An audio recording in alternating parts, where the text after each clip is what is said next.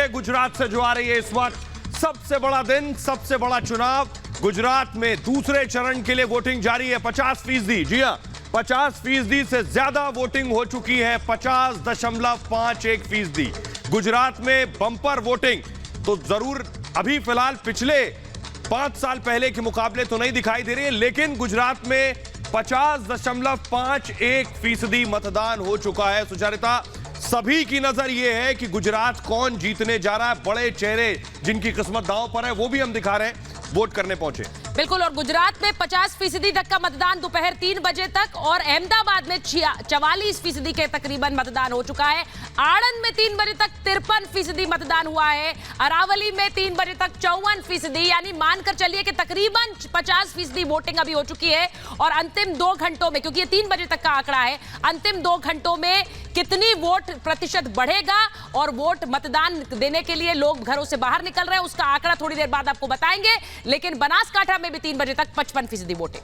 तो बड़े चेहरे जो हैं उनको मैं आपको दिखा रहा हूं। हार्दिक पटेल कांग्रेस छोड़कर बीजेपी में आए। वो भूपेंद्र भाई पटेल जो कि मुख्यमंत्री हैं घाटलोडिया से, वो चुनाव लड़ रहे हैं, उनकी सीट पर वोटिंग हुई है। इसके अलावा आप वोटर्स भी देख रहे हैं। अगला बड़ा नाम है अमूल भाई भट्ट, मणिनगर से। बीजेपी का गढ़ बचाने की चुनौती है। ये वो बड़े चेहरे हैं। गुजरात के दूसरे चरण में बड़े नेताओं ने भी अपने मताधिकार का इस्तेमाल किया है और बीजेपी, कांग्रेस समेत तमाम दलों के दिग्गजों ने अपना वोट डाला है और अपनी अपनी जीत के दावे किए।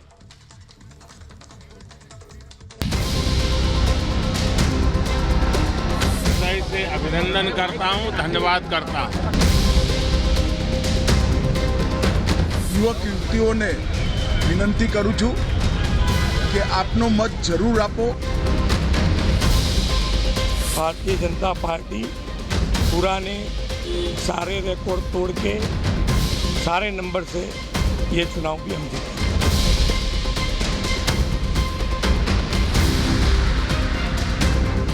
जीत के दावों के बीच गुजरात के दिग्गज नेताओं ने लोकतंत्र के उत्सव में आहूतियां दी, अपने वोट के हक का इस्तेमाल किया। पीएम नरेंद्र मोदी ने अहमदाबाद के रानीप में वोट डाला, पैदल वोट डालने पहुंचे, लोगों से मिले भी और वोट डालने की भी अपील की। हृदय से अभिनंदन करता हूं, धन्यवाद करता हूं। मैं इलेक्शन कमीशन को भी हृदय से बहुत बहुत बधाई देता हूं। तो उन्होंने बहुत ही शानदार तरीके से पूरे विश्व में भारत के लोकतंत्र की प्रतिष्ठा को बढ़े, इस प्रकार से चुनाव का संचालन करने की एक महान परंपरा विकसित की है और उसका एक उत्तम उदाहरण इस चुनाव में भी नजर आया। मैं इलेक्शन कमीशन का भी हृदय से अभिनंदन करता हूं। केंद्रीय गृह मंत्री अमित शाह ने अहमदाबाद के नारायणपुरा में वोट डाला। शाह पूरे परिवार के साथ वोट डालने पहुंचे। वोटिंग के बाद महादेव मंदिर जाकर भगवान भोलेनाथ का आशीर्वाद भी लिया और बीजेपी की जीत के दावे किए કે આપનો મત જરૂર આપો અને ગુજરાતના અઢી દાયકાની વિકાસ યાત્રાને આગળ વધારો। ગુજરાતનો વિકાસ એ ફક્ત ગુજરાતનો વિકાસ નથી, ગુજરાતના વિકાસના માધ્યમથી દેશના વિકાસ કરવાની ગુજરાતની પરંપરાને આપણે જાળવી રાખવાની છે। प्रधानमंत्री नरेंद्र मोदी की मां हीराबेन भी वोट डालने पहुंची। 100 साल की उम्र में भी हीराबेन वोट डालने पहुंची, अपने मन की सरकार चुनने का जज्बा दिखाया। गुजरात के सीएम भूपेंद्र पटेल ने घाटलोदिया विधानसभा क्षेत्र में अपना वोट डाला। वोट डालने के बाद पटेल ने बीजेपी की ऐतिहासिक जीत का दावा किया। भारतीय जनता पार्टी पुराने सारे रिकॉर्ड तोड़ के सारे नंबर से ये चुनाव भी हम जीते। यूपी के राज्यपाल और गुजरात के पूर्व मुख्यमंत्री आनंदीबेन पटेल भी वोट डालने पहुंची। अहमदाबाद के शिलाज में मतदान केंद्र पर जाकर मतदान किया।